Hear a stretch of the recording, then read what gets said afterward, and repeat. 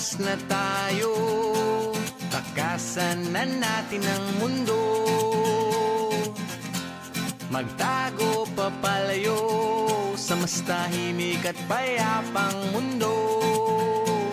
Umubulong ang hanging amihan at huni ng ibon. Dumudulog at tinatawag na tayo ng bundok.